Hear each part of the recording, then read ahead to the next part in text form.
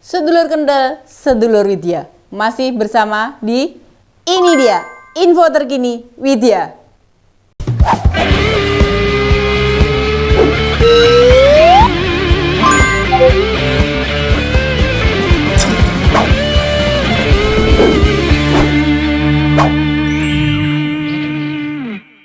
Pak 2023 jadi Pak reshuffle lagi Pak udah abang tahun. Reshuffle lagi Iya.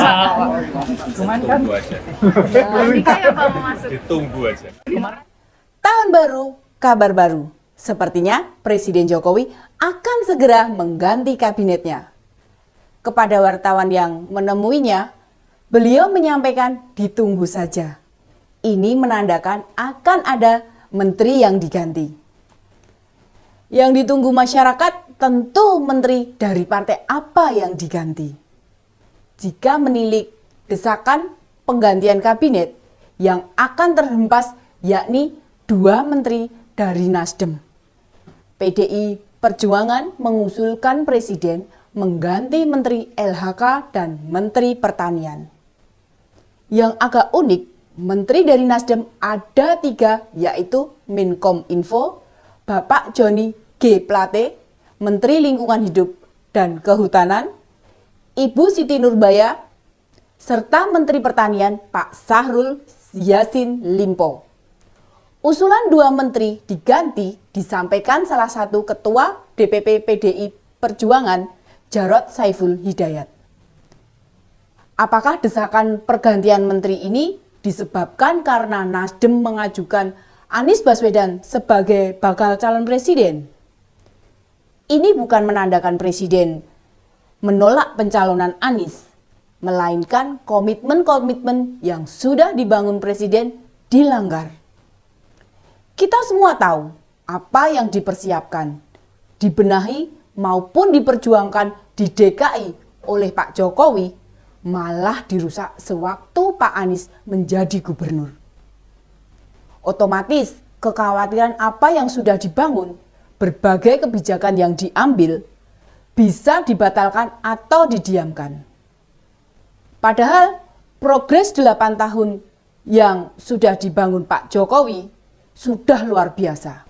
Tapi bukan berarti sudah tuntas. Ada ibu kota negara, ada kereta cepat, ada larangan ekspor timah maupun bauksit, dan cita-cita lain yang belum usai. Tidak jaminan juga menteri dari parpol lain juga aman.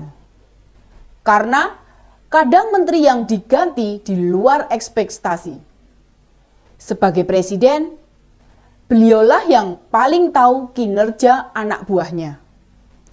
Kita sebagai masyarakat tidak akan tahu persis siapa menteri yang bekerja sungguh-sungguh atau siapa yang kinerjanya tidak optimal.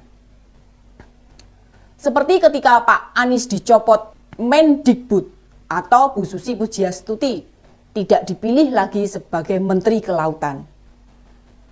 Waktu itu masyarakat banyak yang terkejut, bahkan tidak sedikit yang malah menyerang Presiden. Seiring berjalannya waktu, akhirnya masyarakat tahu mengapa mereka harus digantikan oleh orang lain.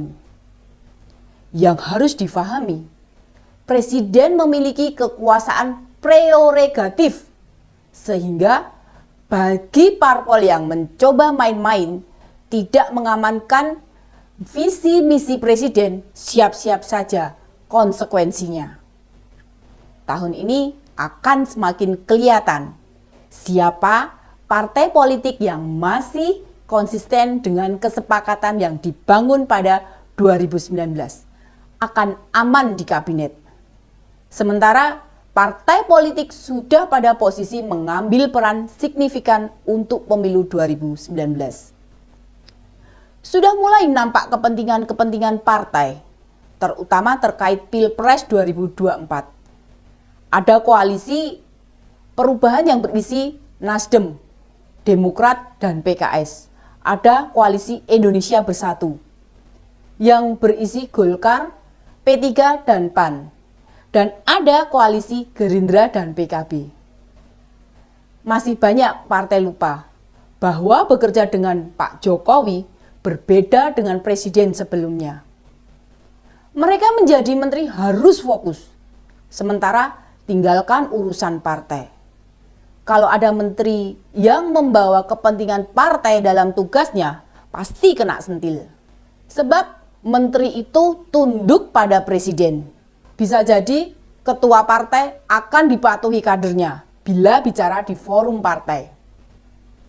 Nah, kondisi ini kadang tidak disadari.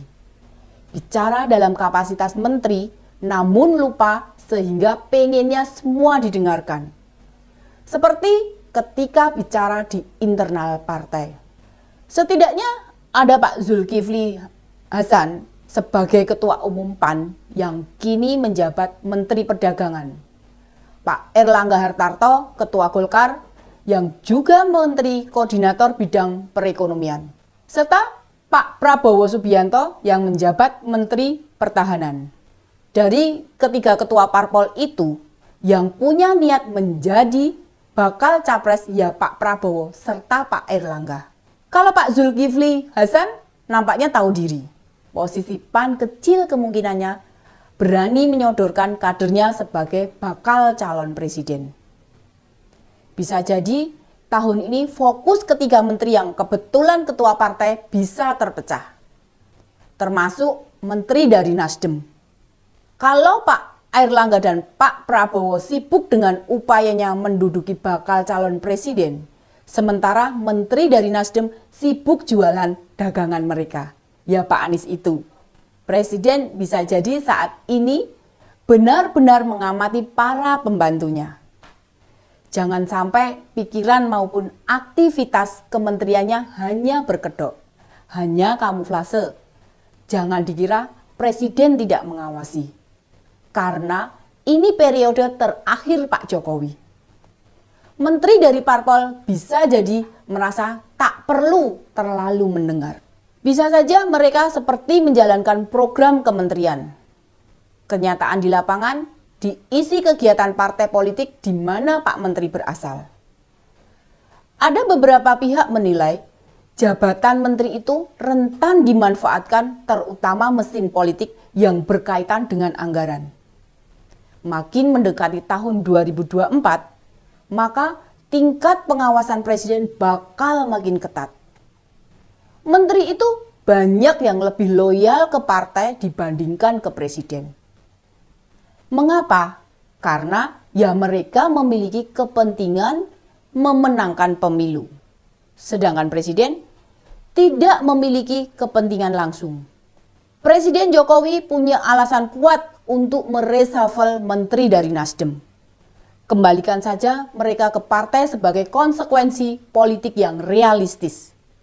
Justru presiden akan lebih beresiko terhadap etika politik jika tetap mempertahankan para ketua umum partai, maka konsentrasi mereka jauh menurun. Ada beberapa jabatan sebenarnya yang bisa digantikan lainnya. Terutama menteri yang berniat ikut dalam suksesi 2024. Ada mantan Panglima TNI Jenderal Andika Perkasa layaknya menggantikan Menhan Prabowo Subianto yang masih berambisi menjadi capres keempat kalinya. Untuk posisi Menko Perekonomian bisa diserahkan ke Profesor Dr. Sri Adiningsih. Beliau sekarang ini Ketua Dewan Pertimbangan Presiden atau Watimpres bidang ekonomi. Bagaimana dengan posisi Menteri Perdagangan? Malah Presiden jauh lebih banyak stok ahli perdagangan yang tidak merangkap sebagai politisi. Reshuffle sudah hampir pasti terjadi. Seperti pernyataan di awal tadi, tinggal lihat benarkah pergantian menteri terrealisasi atau tidak. Para menteri kembalilah fokus bekerja agar rakyat kalian merasakan manfaat kepemimpinan yang Anda jalankan. Biarlah urusan pemilu 2024 berjalan dengan baik serta sukses. Pemilu adalah kegembiraan, sehingga ketegangan-ketegangan tidak lagi mendapatkan ruang. Demikian info terkini dari Widya. Sampai ketemu di info terkini Widya selanjutnya. Salam sedulur kental, sedulur Widya.